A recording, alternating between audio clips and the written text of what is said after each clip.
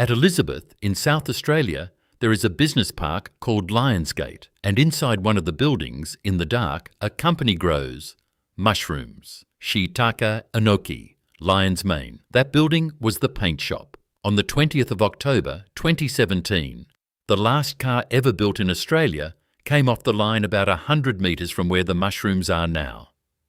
The brand itself ended on the 17th of February 2020, and in General Motors' accounts it appeared as part of a restructuring charge. No siren, a line item.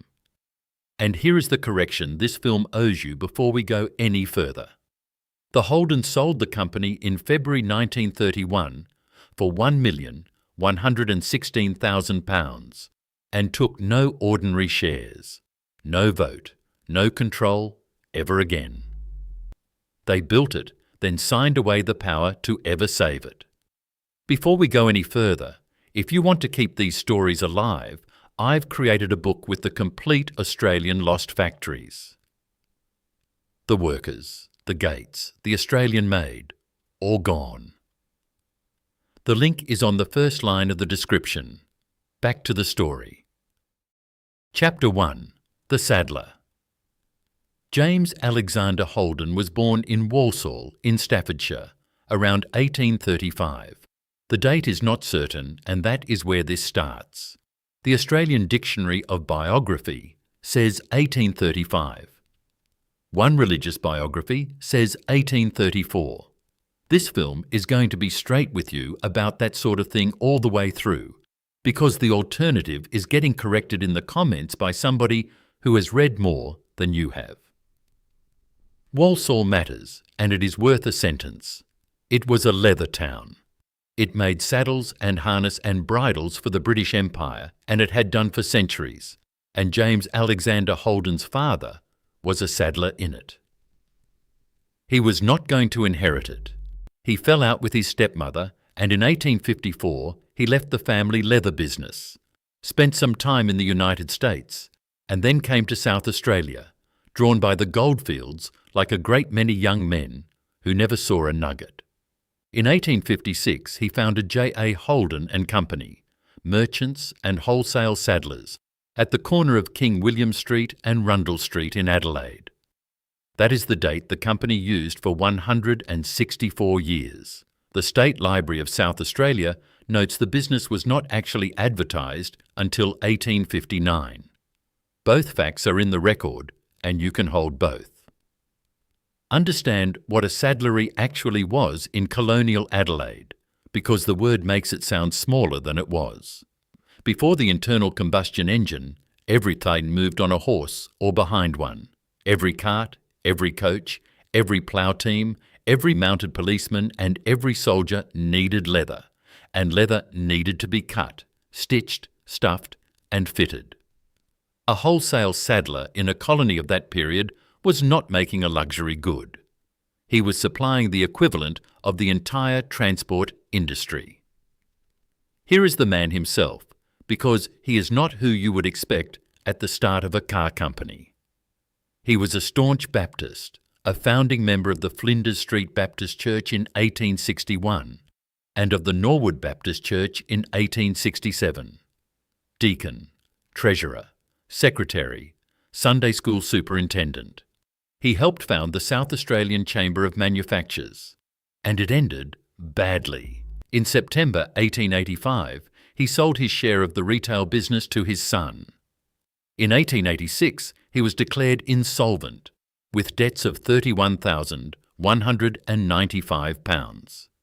He died at the Semaphore on the 1st of June 1887, aged 52, of tuberculosis complicated by alcohol. There is a detail in that insolvency worth pausing on, because it sets the pattern for everything that follows. The assets were recorded at around £39,000 against those debts. On paper, he was not far off solvent.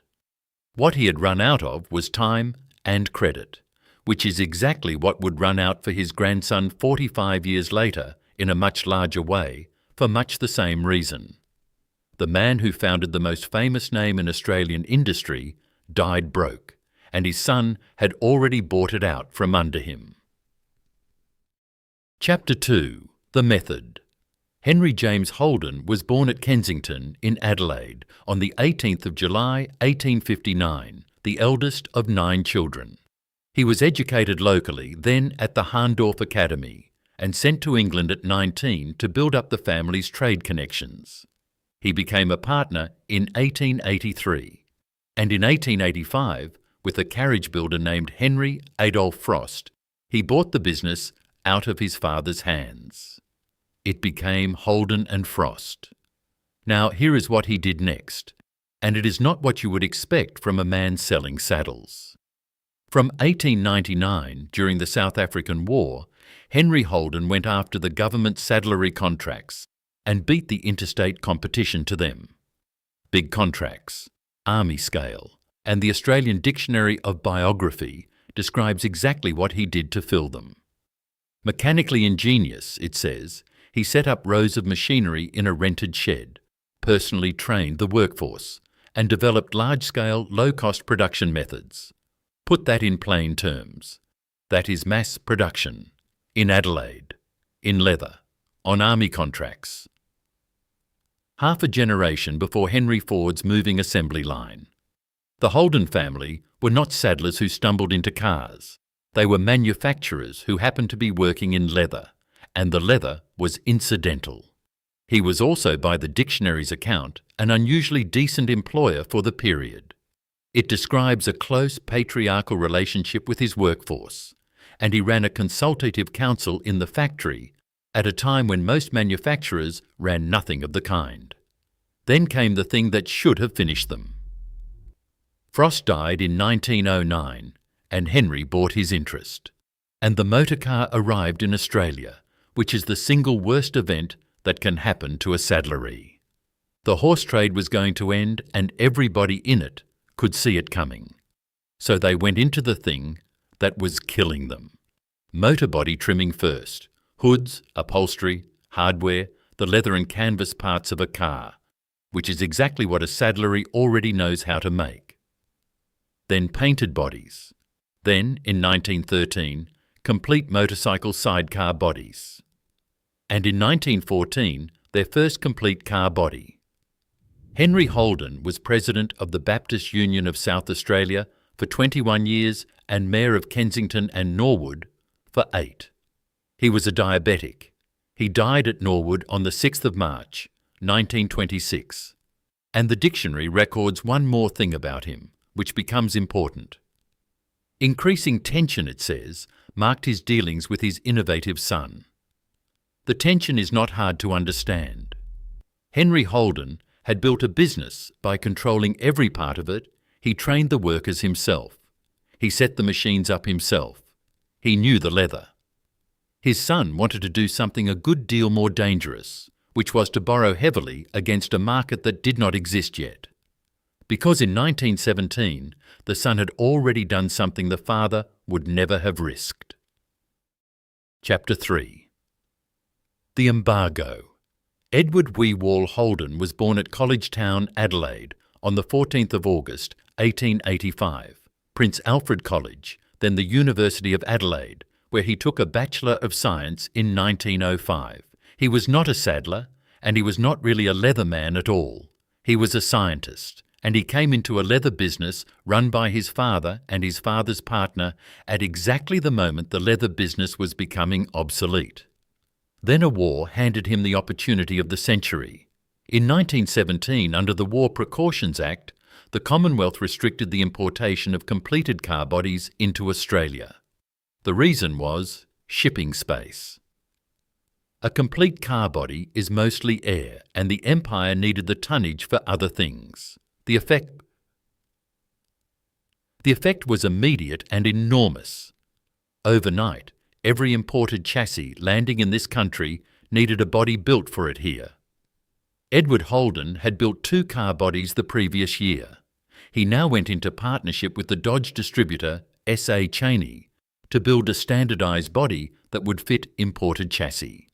And late in 1917, he floated a new company, Holdens Motor Body Builders, on a £50,000 loan from the Bank of Adelaide and £35,000 subscribed. You will see 1919 given as the founding date, and that is not wrong either. That is when the company was formally registered and production properly scaled. The float was 1917. And here is the thing about that embargo which is easy to miss. It was not industry policy. Nobody in Canberra was trying to found an Australian car industry in 1917. It was a shipping measure taken in the middle of a world war for reasons that had nothing to do with manufacturing at all. The largest manufacturing industry this country ever had began as a side effect of a cargo shortage.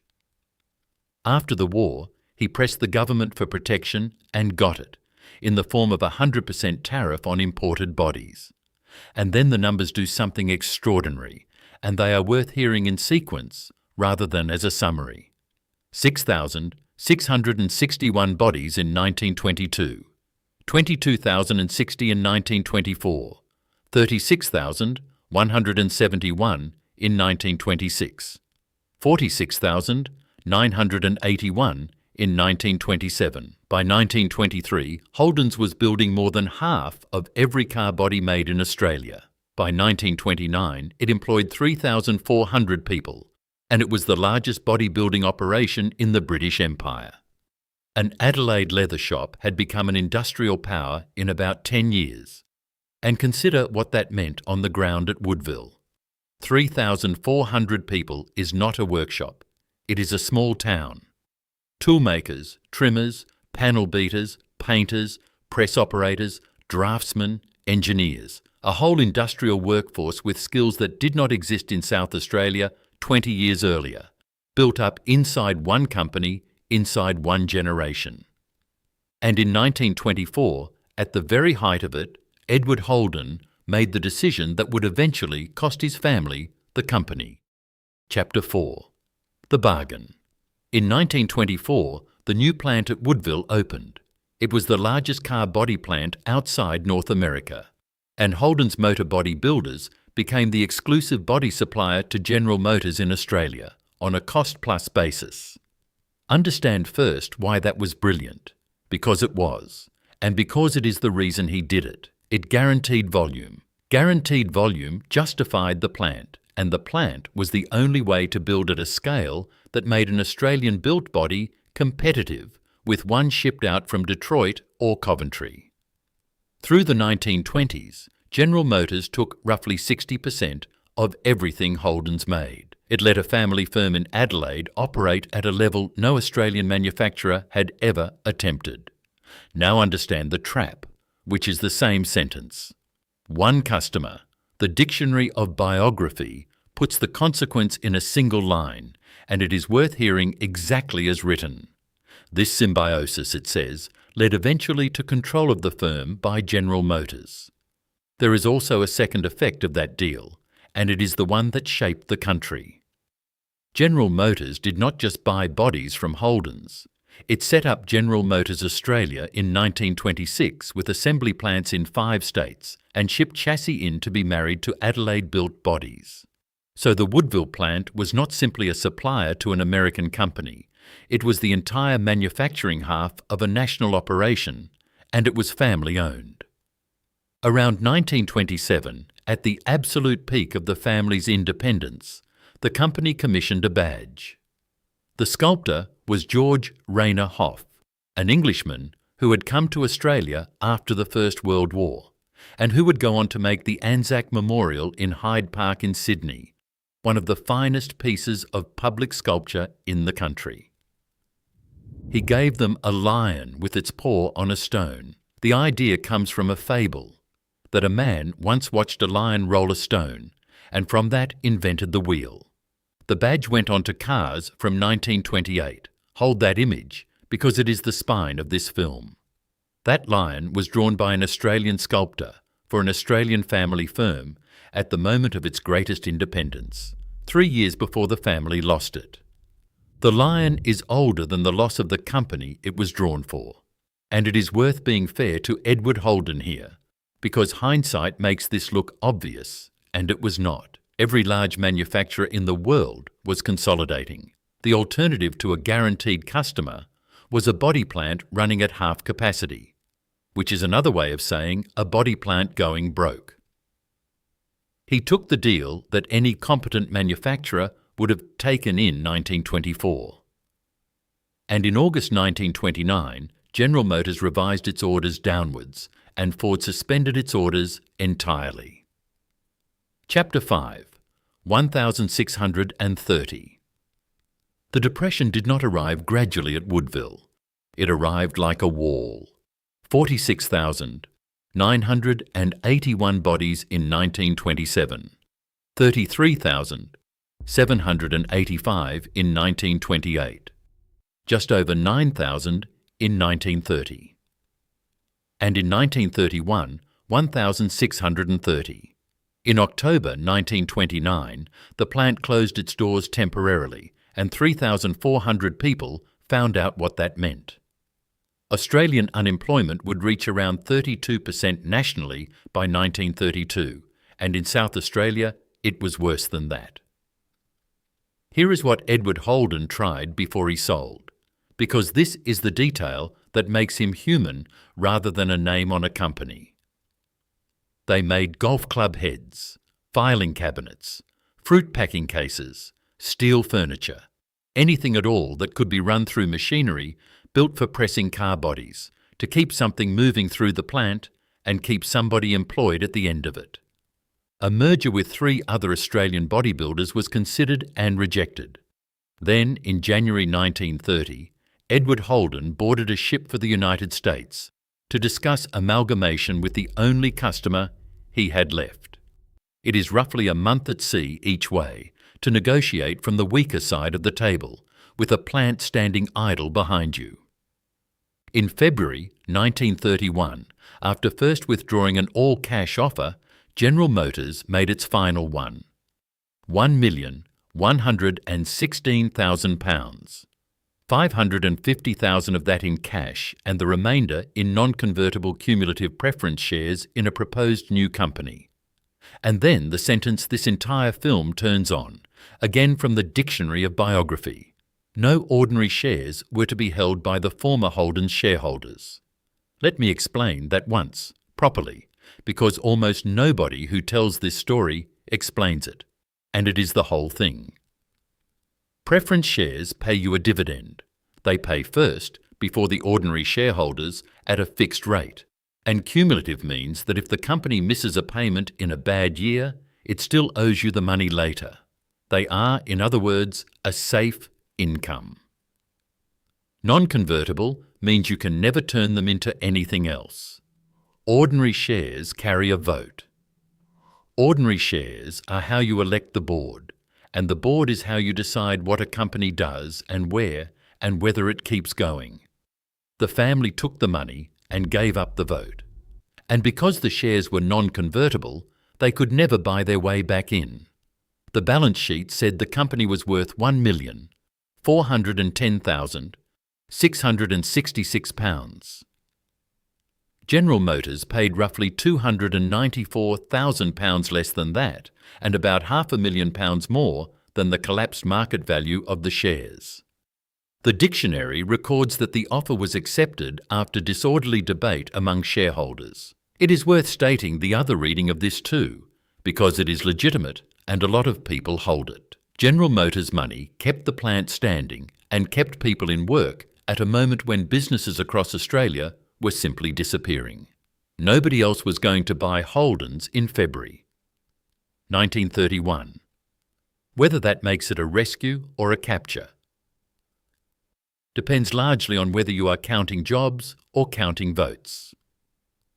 And within a decade, those plants had stopped making cars altogether. Chapter 6. Ordnance. In March 1934, General Motors sent out a man from Vauxhall in England named Lawrence Hartnett with a brief to restore the Australian operation to profit or shut it down. 3 years after the £1,116,000 changed hands, Edward Holden was supplanted as managing director. He kept the chairmanship, which is a title without a lever, and the Dictionary of Biography describes what that did to him in 4 words. Bitter and disappointed at his displacement, it says, he turned to other business interests and to the South Australian Legislative Council, where he sat from 1935, and he worked with Premier Thomas Playford on the industrialisation of the state. Then the war came, and a company that pressed car bodies became one of the most important manufacturing operations in the country. At Woodville, Birkenhead, Beverley, Fisherman's Bend, Pagewood and Brisbane, the plants converted. They made components for the Beaufort bomber, and there were about 39,000 separate parts in a set of them. The State Library of South Australia holds 4 albums of photographs of it in the General Motors archive.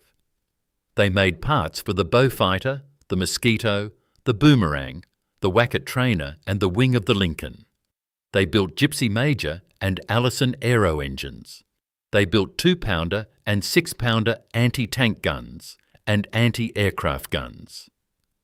Woodville was the coordinating contractor for an order of 1,000 2-pounders, and to work out how to do it, they took a British specimen gun to pieces and parcelled the components out among subcontractors across South Australia. 25-pounder gun howitzers and their carriages, shells by the trainload, anti-submarine bombs, steel ammunition boxes, naval torpedo engines, and out of the converted timber mill at Woodville, boats, pontoons, folding boats, dinghies, lifeboats, motor dories and workboats, haversacks, tents and marquees. Some of that work was genuinely improvised. The gun order is the clearest example. There was no anti-tank gun industry in South Australia in 1940, so Woodville obtained one finished British gun, dismantled it completely, measured every component, and then worked out which local engineering firm could make which piece. That is not a car company doing war work. That is a car company inventing an industry in a hurry. The workforce changed with it. In 1942, the South Australian plant was 18.7% female, and 37% of the people working on Beaufort parts were women. And the man at the top of it was doing 2 jobs. From 1940 to 1945, while running General Motors' Australian subsidiary, Lawrence Hartnett was also the Commonwealth's Director of Ordnance Production in the Department of Munitions, and from 1942 he chaired the Army Inventions Directorate. Now here is why 6 years of that matters more than anything else in this story. A body plant presses sheet metal.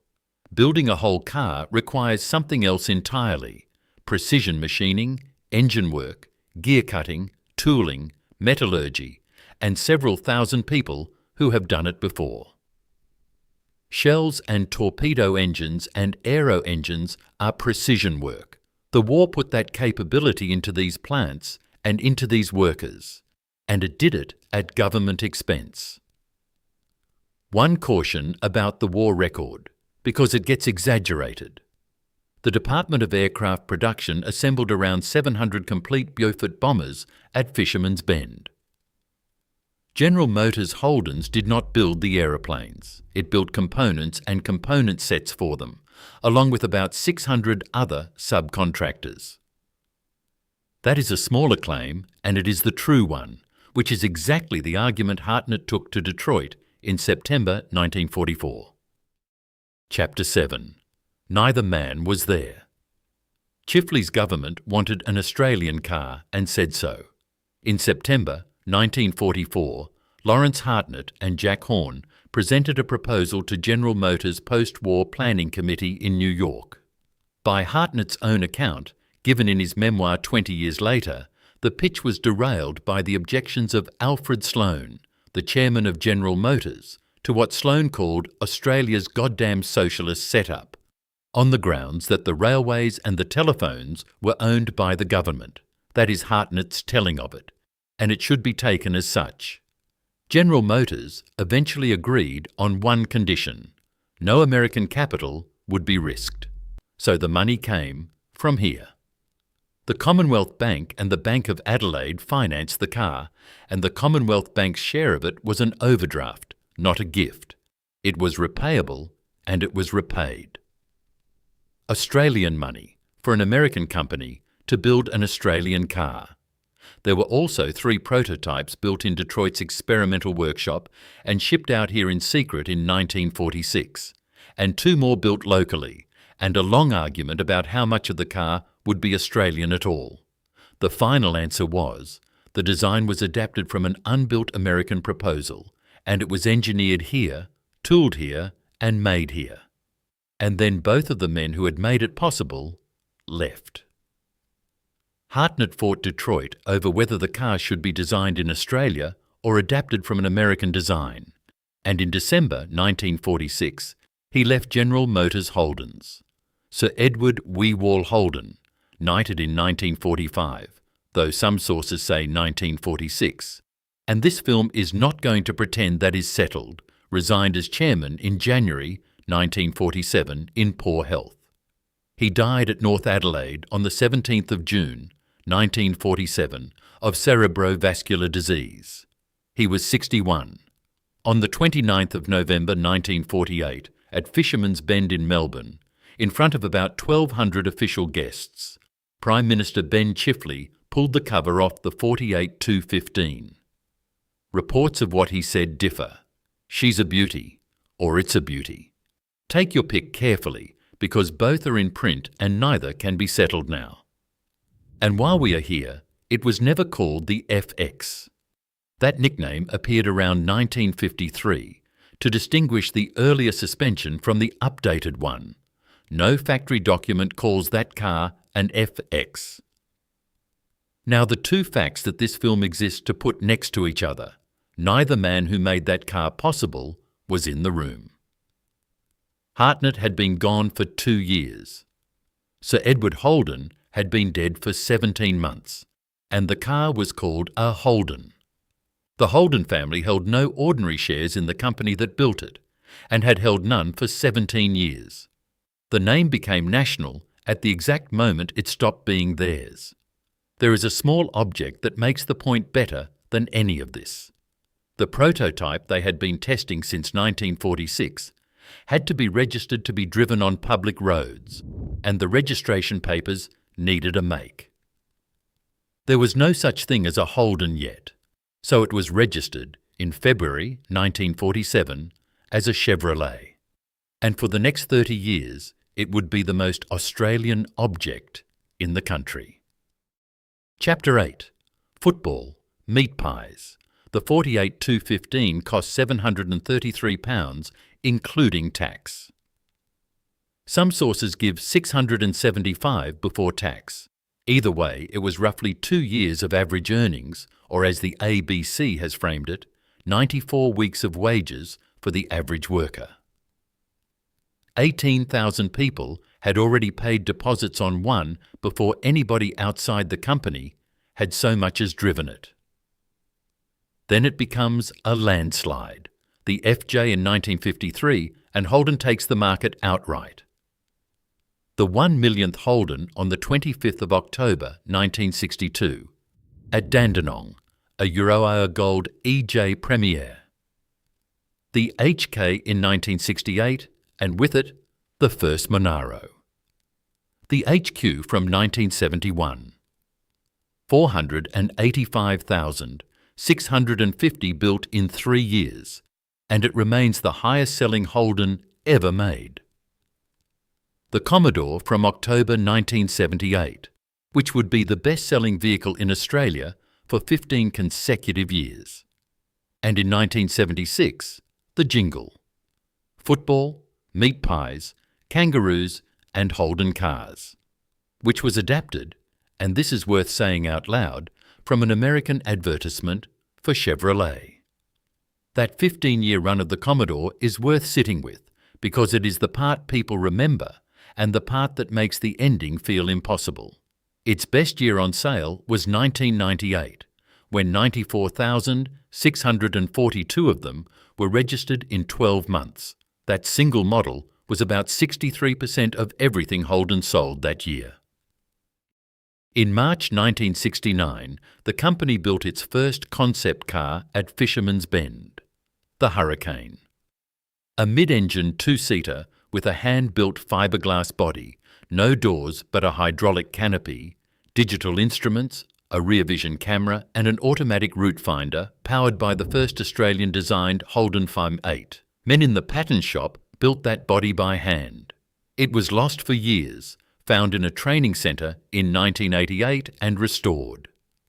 And since we are talking about engines, one correction, because this channel has been pulled up on it before, and the pull-up was fair. Holden never built a V10. The engines were the grey motor, then the red and blue and black sixes, the Australian V8s at 253 and 308 cubic inches, the Starfire 4, a Nissan 6 in the VL, and later the high-feature Phi 6. There was no V10. There was never a V10, in production or in prototype. And through every one of those cars, every one of those years, every one of those advertisements about football and meat pies and kangaroos, the company was the property of a corporation in Detroit, which had bought it outright for £1,116,000. None of which made the loyalty fake. In the 1950s, roughly half the new cars sold in this country were Holdens. 2 generations of Australians learned to drive in one, were brought home from hospital in one, moved house in one, and argued about them against Fords across pub bars for 50 years. That attachment was real. It was simply attached to something that was owned somewhere else. And in December 2013, that corporation made a decision in a boardroom 11,000 miles away. Chapter 9. Detroit. The tariff on imported cars fell from 57.5% to 5%. The market moved to small cars, then to utilities and SUVs. The Australian dollar went high and stayed there, and Holden kept building large rear-wheel drive sedans. On the 11th of December 2013, General Motors announced that Australian manufacturing would end by 2017. Dan Ackerson made the announcement in the United States. Mike Devereaux was the Australian face of it. Around 2,900 jobs over 4 years, 1,600 of them at Elizabeth and 1,300 in Victoria. On the morning of the 29th of November 2016, the last Australian-built V6 engine came off the line at Port Melbourne. Engine number 1,137,282, laser-etched with the words "Last One." General Motors put the total at more than 10 million engines built in this country since 1948, of which that plant alone had made over 1.1 million of the last type. On the morning of the 20th of October 2017, the last Australian-built Holden, a red Commodore, came off the line at Elizabeth in front of about 1,000 current and former workers. Across 69 years, the company had built roughly 7.6 million cars in this country, including more than 2.3 million Commodores. The Elizabeth plant had been running since 1963. At its height, it ran 3 shifts around the clock, and it was large enough that the internal roads were named after car models. There were streets in there called Taurana and Commodore. It had its own bank branch. The sales collapse is the part that gets argued about. So here are the numbers. 132,923 vehicles in 2010. 43,176 in 2019, which was the lowest since 1954. In February of that year, the Toyota Hilux alone outsold Holden's entire range for the first time. On the 17th of February 2020, General Motors announced that the Holden name would be retired. About 600 jobs went. Around 200 people were kept on to service the roughly 1.6 million Holdens still on Australian roads. In General Motors' accounts, it formed part of a restructuring charge of $1.1 billion US. An American figure in American money, which is rather the point of this entire film. The lion had been an entry in somebody else's ledger since 1931. Money had also gone the other way. Australian governments had provided General Motors with more than $2 billion in support in the years before it left. And one thing it was not. It was not the workers, and it was not the unions. That is not sentiment, it is what the evidence shows. General Motors' global strategy after its own bankruptcy, a collapsing large car market, the end of protection, and a high dollar. Peter Hainenberger, who ran Holden from 1999 to 2003, called it pure mismanagement. And there is a bleak symmetry in the last part of it. The company had begun on a wartime import restriction that forced production into Australia. It ended after the protection that restriction started was taken away entirely, and the cars came in from somewhere else. Which leaves the arithmetic, and the arithmetic is the reason for this film. Chapter 10, Lionsgate. They sold it for £1,116,000. About £294,000 below what their own balance sheet said it was worth, in shares that paid a dividend and carried no vote. Now, here is the arithmetic, and it is just subtraction. The Holden family owned the business from 1856 to 1931. 75 years. General Motors owned it from 1931 to 2020. 89 years. The Americans owned Holden longer than the Holdens did. So what is left? The Woodville plant, where the bodies were pressed and the anti-tank guns were assembled, is gone. Nothing of the works remains. The Fisherman's Bend site, where Chifley pulled the cover off the first car and where the last engine was made 68 years later, is being redeveloped as the University of Melbourne's engineering campus. Students will study engineering on the ground where the industry actually was, which is either a consolation or a joke, depending on the day. The Elizabeth plant is a business park called Lionsgate, named of course for the badge, and inside it a company grows shiitake and enoki and lion's mane in the dark.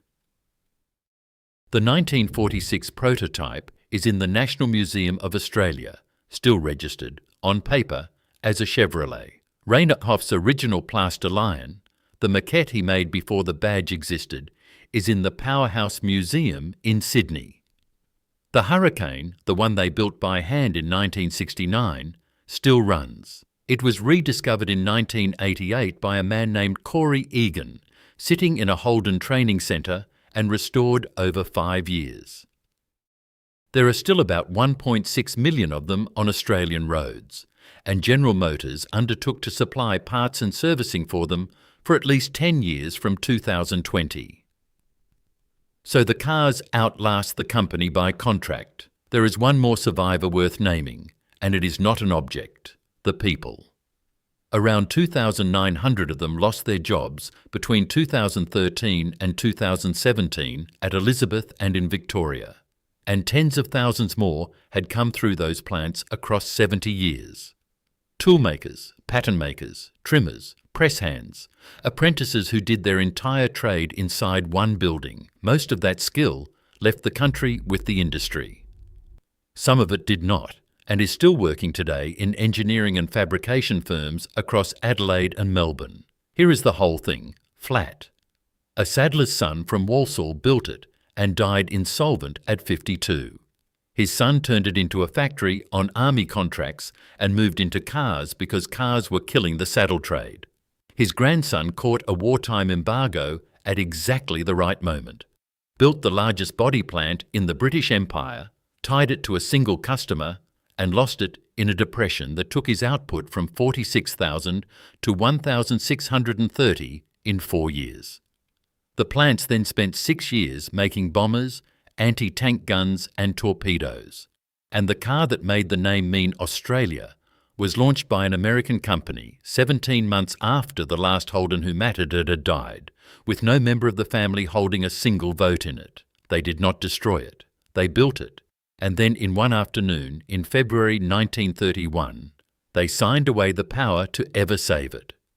Rainer Hoff's lion has its paw on a stone because a man once watched a lion roll one and worked out the wheel. It was drawn in Sydney for a family firm in Adelaide. In the last years, those people owned anything. It is now the name of an industrial estate with mushrooms growing inside it. the lion is still there.